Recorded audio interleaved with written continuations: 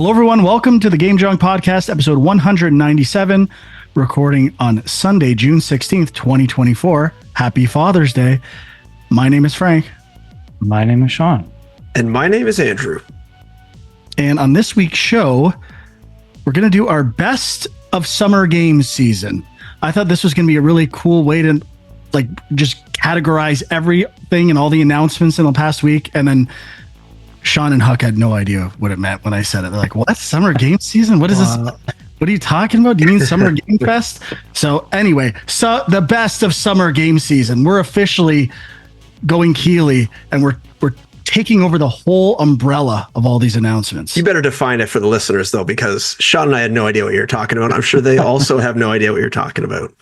Every game that was announced or shown over the last few weeks, starting with the Sony State of Play, all the way up into the Ubisoft Forward. We didn't get EA, we didn't get Nintendo. We're just going to each give our top 10 things we're excited about. Not necessarily coming out this year. Could be stuff that we've seen before, could be new.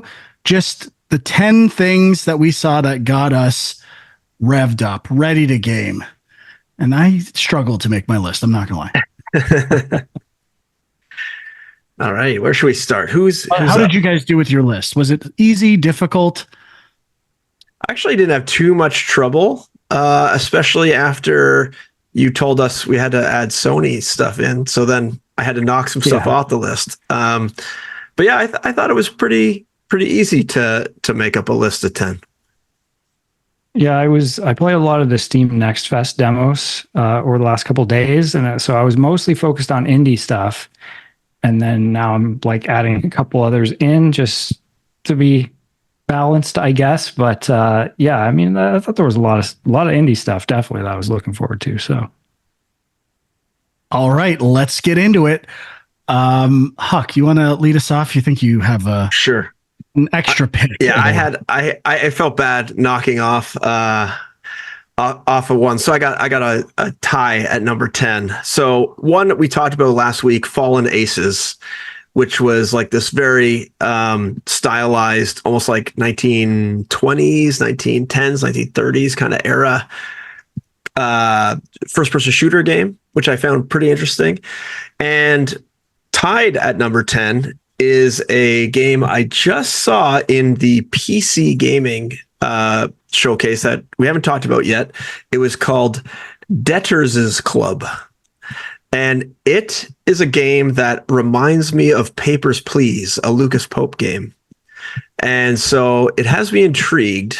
And it's got this sort of like cartoony art style, I would say. It's very basic. I think it's in its animations and everything, but I really like the presentation of the game. And the fact that it reminds me of Papers, Please gives it the notch to get on my list. There's a demo for this. Sean, did you play this game? It seems like a game you might like too. No, this was one of the ones I downloaded and I didn't get to, but I am interested in it. There's some interesting stuff in the screenshots. There's like someone playing like what do you call those? Like the old Tiger game things? Oh, like, yeah, the old handheld gaming things. Yeah, they're playing that, like lots of different modes to the game. And then there's a card thing. And the first card it shows says sudden diarrhea. So that's okay. Super interesting. Adding to wish list now. Yeah. All right, Sean, do you want to go next? Sure. I threw in at number 10. I knocked a couple of the indies off, but I'll do a couple honorable mentions at the end. But I had to have a VR title in there, even though there really was not a lot mentioned over the past week and a half. So I threw in that Behemoth game from Skydance, which I think it was part of the Sony showcase, but I think it is coming to Quest as well, if I'm not mistaken. And looking forward to it. So Behemoth over Alien. Yeah, I mean, the Alien one, like, I'm looking forward to, but they didn't show anything, so I don't know what it is. Well, I have to say, if you had to pre-order one of those games today, and it was your only VR game you could pre-order the rest of the year, I think I know which one you'd pre-order. I mean, I didn't buy that Aliens strategy game that came out last year, Dark Descent or whatever. I mean, This is VR though. I guess you're right, but I don't know. I Sean's in wanted a little denial. more. Sean is in denial. Let's get real here. I understand how footage does play a role here. So my number 10, footage plays a role, and it's Gears of War E-Day. Not a lot to see. Don't know when the game's coming out, but I thought it was a really good rebranding for the franchise, not just continuing the old series, doing something different. Has me asking questions about, like, are you going to discover certain weapons? Are you like fighting in cities that are more like modern cities as compared to destroyed ones? How is like regular people can integrate into this game? Is it more open world? I don't know. I could see tons of things, and I think it's a really cool idea and has a lot of potential. So I'm excited. Yeah. It reminds me of Quiet Place Day One. You know, that idea of like going back to the very beginning of some sort of apocalyptic event, which is cool. Could be good. Yeah. I am excited for this game. Spoiler, not on my list though. I did not want to knock it off because of the lack of gameplay and really just an idea at this point. But I think it's going to be good as well. My number 9 is Egging On. The physics-based egg platformer has me intrigued. It sounds stupid when you say it out loud, but I think it could have some fun, almost QWOP-like and that Benefati game kind of like enjoyment to it. So I'm looking forward to this one. I think it'd be a fun. I mean, I'd probably only play it for 15 or 20 minutes, but I think it'd be pretty good for that time. Yeah, it was a close call for me. I think it looks really cool as well. Polished, like very tight concept, but I think the first time I fall down, I'm gonna be like, I'm done with this game. Yeah, me too. Yeah, totally. Yeah. Okay, my number 9 is Psychroma. I believe that's how you say it. This was, I think this was at Day of the Devs, if I'm not mistaken. So this is kind of a cyberpunk. It's not point and click. Kind of same idea though. Like it's like a side-scrolling kind of narrative-based game, and I did play the demo for this, and I just thought it was really cool. Like the atmosphere and the visuals. It reminded me a lot of Norco, which I was a big fan of. So looking forward to this one. You beat Norco? Yeah. Oh, nice. If this is I think I met the woman behind this game, and I was trying to convince her to let me port it to I met her at one of the game conferences I went to. I was trying to convince her to let me port it for her because I also thought it was really interesting concept, but she didn't take me up on the offer yet. Damn. That's okay though. I'm fine. It's okay. My number 9 is from the Devolver Digital Showcase. It is Possessors, a new game developed by Heart Machine that developed Hyperlight Drifter and Solar Ash, a game I love. And this is like a return to a 2D action-based game. Not a lot of details, but very slick animation and presentation. And I thought it looked very intriguing and one of the highlights of the week for me. Don't know a lot about it, but what I saw really impressed me. It's weird that it has that like the brackets around the S or what? Not that they're not brackets, whatever they're called. Parentheses. Parentheses. Or brackets. They both work. But like some of the images on Steam, like it looks really good. I don't think it's coming out till 2025. But there was a substantial amount of gameplay that they showed. It wasn't like just an announcement trailer. There was footage and it looked really good. Yeah, it looks interesting. My number 8, another game we have not talked about that was in the PC showcase, is a game called Node. N.O.D.E. And it is extremely hard to find when you Google it. So you may have to Google Node, Summer Game Fest or something, or Future of Play. I think it was, or no, PC Gaming, whatever. But it reminds me of Inside. But sorry to interrupt, but when you search for it on Steam, no periods, just all node in caps. Oh, really? Okay. But then, but then when you look at the description, it says it the way you did. But yeah, and that's how it was in the trailer. That's interesting. Yeah, I wonder if. Anyways, so it reminds me of Inside. It looks like a puzzle game. You play as this little robot, almost like I don't know. It reminds me almost of like Wall-E or something like that. And it looks like the gameplay is you actually have to kind of program it to tell it how to move in the world to solve puzzles like Inside. So you tell it to like move forward for 5 seconds, then stop, then pause for X amount of seconds. And it has all these little like key like controls at the bottom that are those movement sets. So it's almost like programming a robot. If anyone's ever seen those sort of like programming for kids, programmable robot things, it's kind of like that, like placing down a card, except you click sort of like what action you want it to do. So I feel like there's some interesting puzzle mechanics here that could be teased out with this. And I thought the art style was interesting enough to catch my eye. So another one we hadn't talked about and has some potential. Yeah, it looks cool. Good. Yeah. Adding to my wish list. That's what we're going to be doing here. Okay, where am I? Number 8. So I went with a game called Blueprints. Can't remember which show this was at. Maybe the PC gaming one. But it's kind of like... it's kind of like a roguelike escape room game, maybe. Like you're kind of exploring this mansion, and the idea is that each door you go through, you get to choose one of 3 rooms that are going to be placed there. So you're kind of building out the mansion as you go. You're trying to get to a destination, but then within each room, well, not every room, but some rooms, there's puzzles and stuff too. So it's kind of an interesting idea, and it's got like a cool vibe as well. So looked pretty interesting to me. Yeah, did you play the demo for this?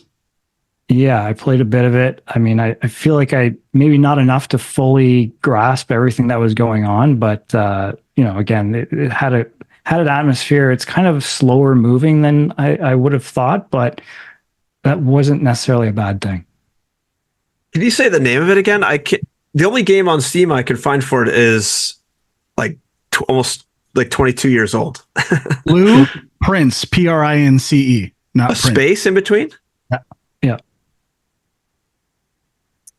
My number 8 is from the Day of the Devs, Phoenix Springs, and this was a adventure puzzle game, but had a very interesting aesthetic, like a shadowy animated style where like things were colored outside of boxes and things were moving around. I don't know. There was a lot of dynamic camera stuff as well that really caught my eye. It's a bit of a mystery to what it is, but presentation wise, I was very hooked in. So I had the same feeling with Lorelei and the Laser Eyes when I saw that trailer the first time. Gave me those kind of vibes, but I'm a sucker for hand-drawn animation or stuff that looks like that, and this falls right into there. Actually, Possessors is like that too, so it's definitely my thing. Yeah, it looks cool. Cool. I thought for that last game, I totally thought you were saying Prince with a T, not Prince. So for anyone else who misheard, it's Prince as in a king and a prince. Maybe it is a play on, because you do, when you walk in, the first thing you do is you pick up a blueprint of the mansion. So I guess it's a play on that word, but spelled different. Yeah. My number 7 is South of Midnight from the Xbox showcase. This game actually had me really interested in it after seeing this. I was not interested at all after that first little teaser video we saw maybe a year ago. But this new one, I really like the fantasy kind of grounded setting that they have. And I thought the character was interesting and the animation style, and couldn't really tell exactly what the gameplay was, but I'm a big fan of compulsion games. So right there, I'm going to give it a little extra boost. So South of Midnight, number 7. Yep, that's a good pick. My number 7, this one was like a bit of a surprise because I had seen it at one of the showcases, thought it looked interesting, but when I played the demo, it was very addictive, and I was like, oh, okay, this is better than I thought it would be. This is Dungeon Crawler. I think you mentioned this one last week, Huck. This is the Yeah. sort of like a turn-based roguelike RPG, but the main mechanic is that you fight using a claw machine. So there's items in the claw machine, like sword, dagger, shield, and whatever you pick up and drop into the slot, that's what you're attacking or blocking with. And then as you progress through the whatever the map, I guess, you start adding more different kinds of items to your claw machine that you can choose from. So it's it's obviously there's some randomness there, but just something about the claw machine is very addictive. Like you just want to keep doing it over and over. So it's pretty cool. Nice. Yeah, this looks pretty good. Interesting. My number 7 is Screenbound, a game we mentioned last week as well. I think it was in Day of the Devs and either PC Gaming or Guerrilla Collective. You play in a first-person camera perspective, but hold up a portable gaming device that you're viewing the environment you're in from a 2D perspective. Enemies can only be seen in 2D. Gaps, pits can only be seen from the 3D. Well, I guess both perspectives, but you can miss some in 2D. So definitely an interesting concept. We've seen similar stuff before, but I really like the 3D aesthetic for the world and then like a retro 8-bit, 16-bit look for the portable. So it seems like it would be a lot of work. I think in one of the shows, I can't remember which one, it was probably Day of the Devs, they showed how they make the 2D map and it generates the 3D map, which... Yeah, that's pretty interesting. Yeah. I wonder Good way how to do it, too. Yeah, but if you're doing it in 2D, like, I wonder how you extrapolate it, like in Z or whatever axis, because you don't really design. I think probably with the layers, probably like the Z layers in the backgrounds and stuff. It's kind of like how you do like scrolling backgrounds and things like that. I wonder what happens like when you switch from one Z depth to another, how the portable updates, and I don't know. I'm just curious to see how it works. It could be a disaster or it could be amazing. Yeah, I mean, now that I think about it too, like in the videos they showed, can you only turn at 90-degree angles in 3D, or can you turn at any angle? I don't know. Because that would make it a lot more complex. So, yeah, I don't recall either. I thought any angle, but hard to tell. I thought so too. Number 6 for me is Little Problems, a cozy detective game. And this is the one that was sort of like Case of the Golden Idol, where it has sort of like you have to deduce what happened in a scene. But it's kind of a more modern, almost like murder mystery type setting rather than more historical fiction-y kind of setting of Golden Idol. So this one looks really interesting to me. Like the art style, looks a little more cozy, as it says right in the title, but that's not like a turn off for me or anything. So I think it's going to be pretty interesting. It's my number 6. I agree. It looks good. Almost made my list. Okay, my number 6 is A Ranger, a role puzzling adventure, which we've seen a few times here and there.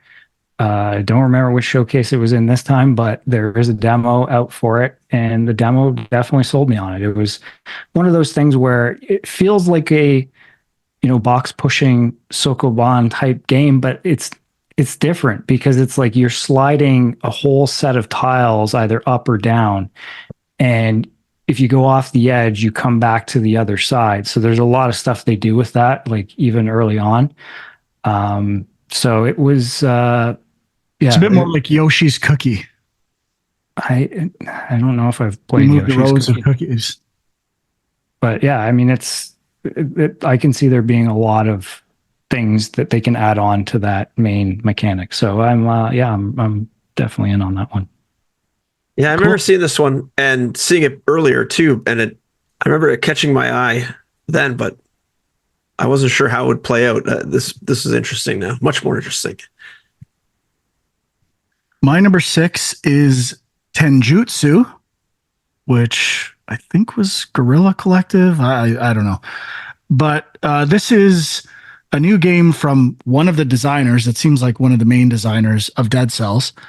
It says the designer of Dead Cells. And there is that Prince of Persia roguelike that's by Evil Empire, and the developers, I'm not sure what the story is, if this developer left and did this on their own, but it feels like Dead Cells, but from a top-down perspective. And it's like a brawler.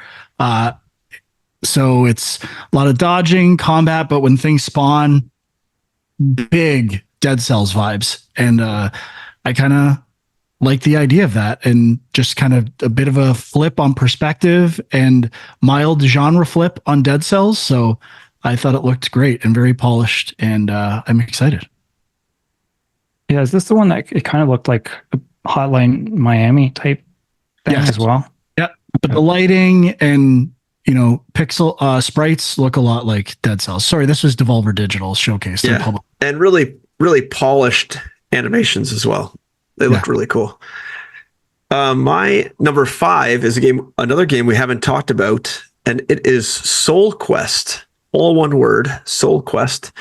And this is a 2D, I think, Metroidvania action game that has the vibes of that Flynn Son of Crimson game I used to love. Yeah. And so this was just scratching my itch of like right up that same alley.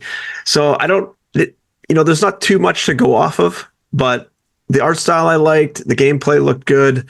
So I'm right in on this one. I think it's a good one. It's probably flying completely under the radar of people. So I'm interested to see how this game shapes out. Yeah, this one. So I do remember seeing something about it, but it's weird. There was a whole other showcase that I don't think anyone was really talking about called indie.io. Like, I guess I did not watch that one. They're a publisher or something, and like this was the first I had really heard of them, and they had a whole showcase, and I see this as the publisher, so it might have been at that one. So I saw this one in the Latin America showcase. Oh, okay. So I'm not sure where exactly they're located, but obviously somewhere in Latin America. Yeah, it's cool. Yeah, so getting into my top 5, probably a lot of stuff we've already mentioned, but I'm going to say number 5, Rise of the Golden Idol. Could be higher, but I did play a little of the demo. It does seem pretty similar, maybe a little just refined in terms of UI and stuff like that. But yeah, I'm excited to play more. I'm not sure about the UI yet, like how you can dock windows and things were overlapping, and I think I might prefer the old UI better. But I also played the demo. I found it a little too freeing. There's too much stuff you can move around and kind of get lost in. Yeah, see, I played it on Steam Deck and it was not good. Steam Deck. So I hope they change it so that any word that's the phrases can be dragged from anywhere. Right, that's not in the game right now, and like you see the word you want, but you have to go to a specific spot to pull it. I hope you can pull words from anywhere. That was the same in the first one. Even after you had, I think once you had completed that section, you were allowed to pull from it. Yeah. But I think it makes sense if you haven't completed it yet, you might be trying to drag it out of there and not have it in there. Yeah. So my number 5 is Doom: The Dark Ages. I know I haven't played the last 2 Doom games. Well, I played a bit of 2016 and I really liked what I played, but I rewatched some of that trailer this weekend and it looks so good. It just graphically, lighting, new ideas. I think it looks incredible, and I really need to get those other games off my list of shame. So Doom: The Dark Ages definitely impressed. Oh yeah, that one looked good. My number 4 is a game I talked about last week that I don't think either of you guys had saw, but it was Under the Island, which is sort of like a Zelda-esque game that I thought looked really polished and looked like it had a lot of interesting thing going on. It looks like the lead character almost holds like a hockey stick, which also may have been a little factor in me wanting to check it out. But yeah, I don't know. I thought it had a charm to it, and I thought it looked really, really interesting. So this one is quite high on my list, number 4, Under the Island. Man, that's weird. Like, there's the Soul Quest one you mentioned, and like, I swear, I don't remember either of these really, but there was like 2 or 3 other sort of Zelda-esque ARPGs, I guess, and I can't even remember what those ones are called. There's a lot of these out there, but they all look good. By number 4, I went with Mighty Morphin Power Rangers Rita's Rewind, which unfortunately doesn't have a demo currently. I did play the demos for Toxic Crusaders and G.I. Joe Wrath of Cobra, which were fun. But this one looks like it has a little bit of an edge on those. I don't know specifically why. Some of the vehicle stuff that was in there, the 5-player instead of 4-player. I don't know, something about it just looked like a little more polished to me. I would agree. And it's my number 4 as well. Mighty Morphin Power Rangers Rita's Rewind, because of the 3D elements and variety. It seems like more than just a gimmick or throwback to throwing foot soldiers at the screen in Ninja Turtles. There's like a lot of cool ideas there. So feels like the first retro game that's taken that to a new level with modern technology. So I thought it looked incredible. I totally forgot about this game. I have a Mighty Morphin Power Rangers game on my list. If you before I totally forgot about this game. I thought season. Yeah, I thought it looked really good too. I'm shocked I forgot about it. But my number 3 is Star Wars Outlaws. I think this game looks really polished, really cool. It kind of takes the Fallen Order kind of vibe and polish level. I think expands it out further and takes it away from a few highly detailed areas and probably stretches it out into more planets and more traveling between places and also the space combat. So I'm pretty interested in checking this game out. And I don't know, everything I've seen, it looks good. I agree. It looks good. It did not make my list. It just seems too stealthy to me, there's something about the pace of Ubisoft's current game. I'm going to buy it, of course. Like I think it looks good, but everything's so slow. When they do gameplay demos, it's like really taking their time and like throwing something to distract someone. And I don't know. I just didn't feel fun vibes from it necessarily. Could be wrong. We'll be happy to be wrong, but my opinion didn't change based on what I saw in the UB Forward. Yeah, I mean, it's not on my list, probably should be, but I agree in the sense that what I've seen from it, it still hasn't really shown off like the open world elements of it as much. So I'm really curious how that stuff kind of comes into play. But my number 3 was already on Frank's list, Screenbound. Just really cool concept. I don't think this one's coming out this year. I don't know if it has a release date yet, but I can't wait to play it. My number 3, I don't know if Huck forgot this one or if it's coming up.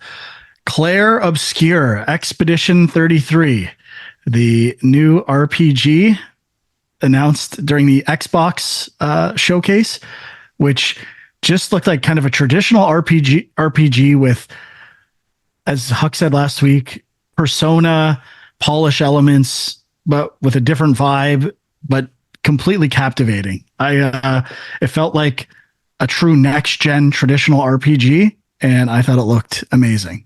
Something I was not aware of at all. An obscure pick, and I think it's if the whole point of this is for a game to like suddenly be something you've never heard of and now you're super hyped for, like that's the ideal situation. And I think it pulled that off in a showcase that was loaded with stuff. People are saying it's Xbox's best showcase ever. I don't know if I'd go that far. I don't really keep a record of all those things, but it was very good. And that's the game out of that whole thing I was the most excited for. Yeah, I guess we'll have to see if it's on my list or not. My number 2 is Astrobot from the Sony State of Play. I thought that game looked really fun, really polished, really Mario-like. I think it's going to be just a blast to play, and it looked extremely, extremely polished. So I'm very excited for that one. Could have been number 1. Mm-hmm. My number 2 is UFO 50. You know, we talked about it last week, just the idea of making 50 different games from, you know, the 80s through to the 90s that look like they were from, you know, these sort of fictional consoles, fictional video game companies, or singular company, I guess. Yeah, I mean, I assume that there's going to be some games that I just don't like. I mean, that's going to be the nature of it, but just, it's going to, like, the thing that I like the most is it kind of reminds me of like going to the video game or movie rental store to rent video games and just like whatever looks cool, pull it off the shelf. Let's try this. Let's try that. And having 50 games to choose from sounds really cool. Yep. My number 2 is Astrobot. I think it's the first time I've seen a platformer that feels as good as, or it could be as good as, a Nintendo platformer, which, you know, they're the gold standard. Your Mario's, Galaxy, 3D World, Odysseys, lots of great platformers out there, 3D ones like Spyro, Crash Bandicoot, but they're never at that level. And this feels like the first one I've ever seen that everything looks like it's at a Nintendo level. Not a lot of repetitive elements, really incredible bosses. So super colorful, great tech. You know, stuff I wish Nintendo, their systems could like up the ante on those games. Not that they don't look great already, but I just always imagine like what would Nintendo do or Nintendo developers do with a powerhouse system that they never have access to. And this kind of feels like it. So I'm really excited for this game. Yeah. My number 1 is Claire Obscure Expedition 33. Frank basically said it, but this game looked great. I love the like Persona UI mixed with like turn-based combat with still some of the action elements or you know, timing elements peppered in. So I think it's a great recipe for RPGs. I'm surprised more RPGs don't do it. And yeah, I'm excited. I think it's looking real good. Yep. Nice. Well, my number 1 has already been mentioned, Astrobot. I mean, it feels a little surprising that it is this hyped, and it feels like everyone's this hyped for it. But yeah, that trailer looked great, and I think it will be the if not the biggest game for Sony this year. It feels like one of the biggest for, you know, the fall season. So yeah, really looking forward to it. I'm just looking at some GIFs for Claire Obscure, and it looks so good. I can't wait. Yeah. My number 1 is UFO 50, which Shauna just talked about. I'm so compelled by the idea of the legacy of a developer. And I wonder if they thought of someone like Treasure or Rare, those kind of like forgotten, like they were low key developers. Their games didn't sell that well, but they always had weird or interesting, I shouldn't say weird, like gameplay twists and doing something a little different that, you know, most people didn't appreciate. But in the long run, as they said in the Day of the Devs, this developer was ahead of their time with a lot of things. So the idea of sequels, I know I'm really big on the console ports, like arcade TMNT, the arcade game, versus Hyperstone Heist and those kind of things. I hope there's a bit of that going on. And yeah, I'm very excited for this game. Well, it's basically Rare Replay, but kind of shifted or condensed maybe the timeline kind of idea. For sure. Yeah. Okay. Yeah, they should do a treasure one. Within 2 years, I think we will get a treasure archive or something like that. I know it's like so spread out amongst Sega, Nintendo, licensed stuff, there'll be some version of it. It won't have everything, but I can't believe that doesn't exist already. Yeah, that's true. Like, does the company exist still, or are they just owned by somebody else now? Like, who? No. Maybe it's impossible. Maybe, but I think people would lose it if that got announced. And then they'd buy it and be like, yeah, this was fun for 10 minutes. Yep. Okay. Did anyone have honorable mentions? I don't. Yeah, I have a few I just really quickly wanted to mention. So I thank goodness you're here. This was, I think, at wasn't that, I don't know if it was in any of the showcases this year. I feel like it was at maybe the Game Awards or something, but this is that sort of very cartoony British sense of humor game, which I had no idea what the actual game was, but there was a demo out now. And it's basically kind of reminds me of like Untitled Goose Game a little bit. You're kind of just this guy wandering around through a town, and you have to help people out. And you really, all you can do is like slap people. Like there's only one button to interact, but it's very funny, and I love the animation style. So I was definitely enjoying it. Played a bit of Parcel Core, which I think we saw somewhere recently, but this is the sort of like bicycle courier. It's like sort of Tony Hawk meets Crazy Taxi sort of thing, and it was pretty fun. I really liked the look of it. Tried Yars Rising, which is that Metroidvania based on the old Atari game. Interesting thing is that the old Atari game is used as a hacking mechanic. When you have to hack a computer, you kind of play the old game, which is weird, but I was enjoying it.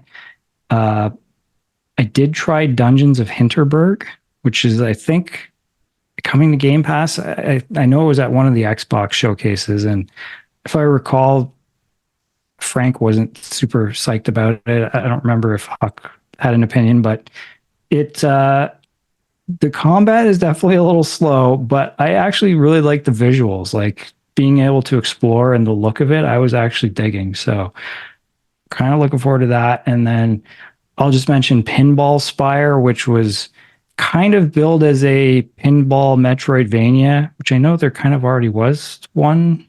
Yoku's Express. Yeah, right. That was the one. This one seems like a lot more traditional pinball.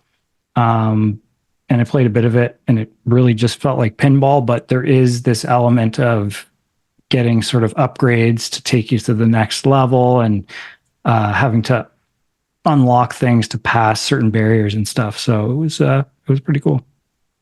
Yoku's Island Express, pardon me. Yeah, that's the one. Huck, any honorable mention for you? No, I kind of did it with the 10-11 combo. All right. So that's our top 10. If we missed anything major through all of our 2-time speeding and skipping through stuff and just being inundated with showcases, please let us know in the comments, youtube.com/Game Junk. And I guess we got time to get into what we played. It's still only 38 minutes in, so let's still early. Train a rolling.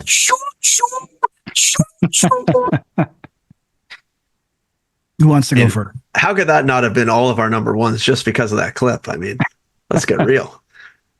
Yep. I can start. I played a little bit of the System Shock remake, and I got it to the library. I'm glad I did, because this game is not for me anymore. There's just too little hand holding. It literally just throws you in and is like, here you go. And I'm like, okay, what the hell do I do? It doesn't tell you anything. Gives you a little like story introduction of you kind of being thrown in this like prison colony thing. And then away you go. And all of a sudden there's robots attacking you, and other kind of like mutant things attacking you, and they don't give you much direction. There's a map that basically says spots you haven't gone, but I found the opening area a little maze-like and a little confusing to navigate. There wasn't any major landmarks. All the rooms were kind of the same color, and then they threw in multiple levels, which then completely screwed me up, and I definitely had no idea where to go after that. I was completely lost. So I stopped playing after probably about 20 minutes and said that was fun while it lasted, and I will not be going back to it. So I'm sure people have a lot of nostalgia for this game. I do not. I never played the original. Never played System Shock 2.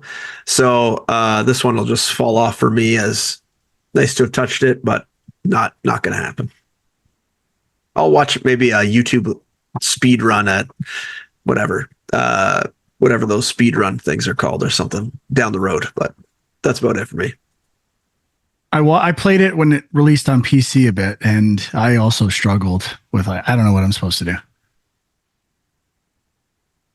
Sean, anything for you? Well, I did play a bit of Dragon's Dogma 2, having never played Dragon's Dogma 1, and I was enjoying it. I think I don't, I've played maybe 2 hours, maybe.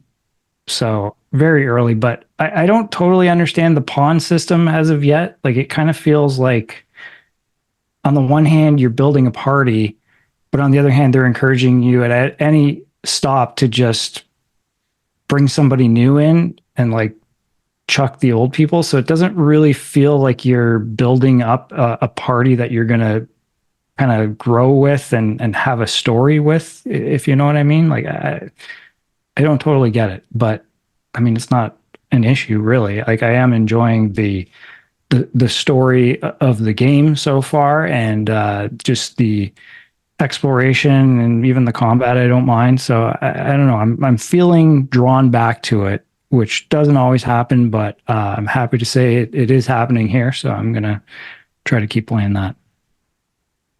Nice. The only thing I've really played is, I can't think of that. Another Crab's Treasure. I was playing Rise of the Ronin, trying to chip away at that, and I just, it's so monotonous. I'm like, I need a break from this game. It's the same thing over and over again. And I'm like only probably 40%, 50% through the game. And it's like, okay, I can't keep doing this. So I'm like, I'm going to switch to something that I can beat. And Another Crab's Treasure, I liked it a lot when I played it at first. The more I play it, the more frustrated I get, but I'm sticking with it. So, Souls games, we get it. They're hard. They're supposed to be hard. I can tolerate that to some degree. Where this game gets me frustrated is like, it's not the boss is too hard and I'm just doing the wrong reactions. I'm stuck in some geometry, or I fall through a crack in geometry that I'm kind of expected to climb. Something hits me through a wall. I've been killed through a wall so many times. Well, twice, but that's enough. I've like some of the unblockables. I do feel like I dodged it and I still get grabbed. So it feels like with a little more money and polish, it could have been something truly special. It's still good. I like it, but I do have moments of frustration. And I know I say this a lot, but if I was a director or participant on this game, if you know you have issues with tech, frame rate, camera, just favor the player. Just make it a little easier so you're not like frustrated by two aspects of the game. It seems weird to me that there are just some obvious level design things of like, I don't know where to go, or like I can jump on some things that are like inclines and other things I slide off of, and I don't know which one is which. Just it feels like it's a small team. So, it's hard to figure out all that stuff yourself, but just could have had a reducing friction pass for sure, I think. And maybe they still are. Maybe it's getting patched and stuff like that, but I like it. I will just, at this point, I'm going to stick with it. I got to finish it, but I don't think it'll be on my end of year list or anything like that. What platform are you playing it on? PS5. Yeah, it's interesting, the like reducing fiction thought with regards to Souls likes, because like I feel like some people they don't care. What as frustrating as you want to make it, they want that frustration just so they can feel that they've conquered it. You know what I mean? And I get that. I don't understand it, but some people. I'm talking about a physics thing where an enemy grabs you or hits you and literally sends you halfway across the map to a spot where you don't know. Now I'm going to lose all my stuff. I don't know how I'm going to get back there. and stuff like walking on planks, and all of a sudden there's like a gap between two of the planks, and now I have to look down while I'm like, I haven't had to look down the whole game while I'm walking. This hasn't been a thing. So some surprises are interesting, but the surprises in this game just, they make my blood boil at times. Fair enough. It's good. I like it. Okay. Huck, anything else for you? No, nothing for me. That's it. I'm done too. Sean, anything for you? No, I think that's it for now. All right. Well, that'll wrap us up. Maybe we'll get a Nintendo Direct this week. Who knows? If not, we'll be talking about probably nothing. Who knows? There's really nothing coming out over the next month. So maybe we'll try some new games. I guess, well, Elden Ring DLC. Is that that comes out Friday. So should we start having shows that just talk about like the PS Plus announcements for the month? We could just spend like an hour talking about which games are coming and leaving PS Plus and Xbox Game Pass. Oh, I guess, did I talk about Haunty ever? I'll save that for next week. Did you play that at all, Sean? Or I did play a bit of it. Yeah. I mean, I don't know what I'm supposed to do in that game. It is like, I was getting to a point where I was enjoying it. It's not, like they don't spell things to possess them, and all it does is like shoot out 4 gems that I don't really know what the purpose of them are. Yeah. Like, I just don't know what's going on. I think you're trying to get across the map, right? But like when you shake those trees and the things come out, it like unveils more of the walkable area, because like, you know how you can't walk over the dark stuff. Yeah. So I think that's what it does. But like, yeah, I feel like there was stuff that I was just kind of guessing at what it does. And eventually I was like, oh, okay, I guess this does that. So I'll just keep doing this. And could just use a little more hand holding and direction in the game. I love the graphics. I love the vibe. I just, design wise, I don't know what to do. And the economies don't really make sense to me. Like for shooting things and using powers, they're like, they seem to be somewhat arbitrary, and it's not necessarily fun or necessary to use them all the time. So I could be missing something, but I thought I was going to like that game a lot more. Yeah. Okay. That's it for today's show. YouTube.com/Game Junk. If you want to comment, or the Discord link is there as well. If you want to join the discussion on our Discord, you can find Sean on X at Film Junk, Andrew at My Angry Commute, and Equilibrium Sis. Thank you for listening or watching. We'll see you next time. Bye-bye.